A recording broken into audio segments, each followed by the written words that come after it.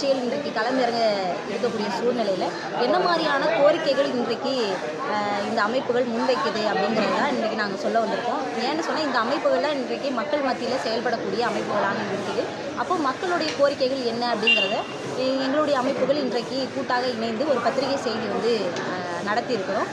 அதில் குறிப்பாக மாணவர்களுடைய கோரிக்கை என்னன்னு சொன்னால், இன்றைக்கு வந்து தமிழ்நாட்டில் மாணவர் ஜனநாயக பேரவை தேர்தல்கள் என்பது நடத்தப்படுறது கிடையாது. கிட்டத்தட்ட 2013க்கு மேலேருந்தே இந்த தேர்தல்கள் பேன் பண்ணப்பட்டுருக்குது.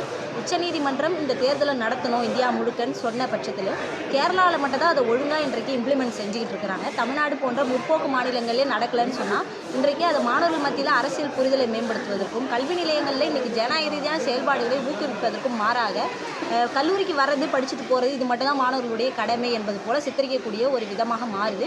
அதனால் இந்த தேர்தல்கள் நடத்தப்படணும்னு நாங்கள் சொல்கிறோம். அதே போல் இன்றைக்கு ரொம்ப மிக முக்கியமாக சாதி மத மோதல்கள் என்பது கல்வி நிலையங்களில் மாணவர்கள் மத்தியில் நிறைய நடக்குது. அதே போல் நிறைய சாதிய ஒடுக்குமுறைகள் என்பது இன்றைக்கு இந்தியாவில் தவிர்க்க முடியாத ஒரு விஷயமாக இருந்துகிட்ருக்கிறத நம்ம பார்க்க முடியும். அப்படி இருக்கும்போது நம்ம என்ன கேட்குறோம் அப்படின்னு சொன்னால், ரோஹித் வெமுலா சட்டம் அப்படின்ற ஒரு சட்டத்தை நடைமுறைப்படுத்தணும் அப்படின்னு சொல்லி கேட்குறோம். ஏன் இந்த சட்டம் வரணும்னு சொன்னால், ரோஹித் வெமுலான்னு சொல்லக்கூடிய ஒரு மாணவர் ஹைதராபாத் மத்திய பல்கலைக்கழகத்தில் படித்த ஒரு தலித் PhD ஸ்காலர்.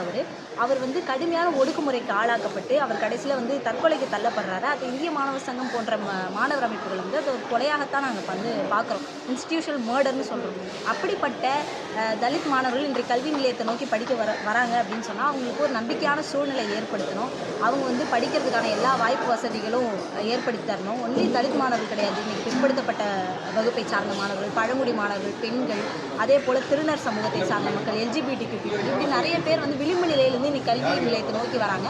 அவங்களுக்கு ஒரு சமத்துவமான கல்வி கிடைக்கிறது இந்த அரசு உறுதி செய்யணும். அந்த வகையில் ரோஹித் வெமுலா சட்டத்தை இன்னைக்கு கர்நாடக அரசு கொண்டு வர முயற்சி பண்ணுது. அதே மாதிரி நம்மளோட தமிழ்நாடு அரசும் கொண்டு வரணும் அப்படிங்கிற ஒரு விஷயத்தை நாங்கள் முன் வச்சு கேட்குறோம். ICC கமிட்டிஸ் எல்லா கல்வி நிலையங்கள்லையும் இருக்குது.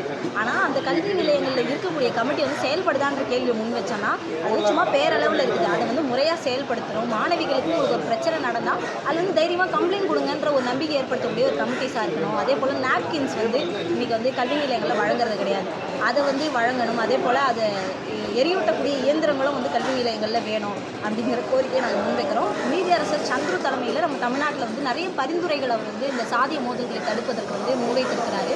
அந்த பரிந்துரைகளெல்லாம் அமல்படுத்தணும். கையில் சாதி கயிறு கட்டக்கூடாது, பொட்டு வைக்கக்கூடாது. அதே போல் சமத்துவ படைகள் போன்று கல்வி நிலையங்கள் கூட செயல்படணும். அதில் நமக்கு சில முரண்பாடுகள் இருந்தாலும் அந்த விஷயங்களை நம்ம இன்றைக்கி உள்வாங்கி அதில் இருக்கக்கூடிய சாதகமான அம்சங்களை இன்றைக்கு நடைமுறைப்படுத்தக்கூடிய ஒரு வேலையை நம்ம செய்யணும் தமிழ்நாடு அரசு அப்படிங்கிற ஒரு விஷயத்தை நாங்கள் முன்வைக்கிறோம் அப்படிங்கிறது தான். உங்கள் பேர், உங்கள் அமைப்பு? முருகலா, இந்திய மாணவர் சங்கம் மாநில தலைவர்.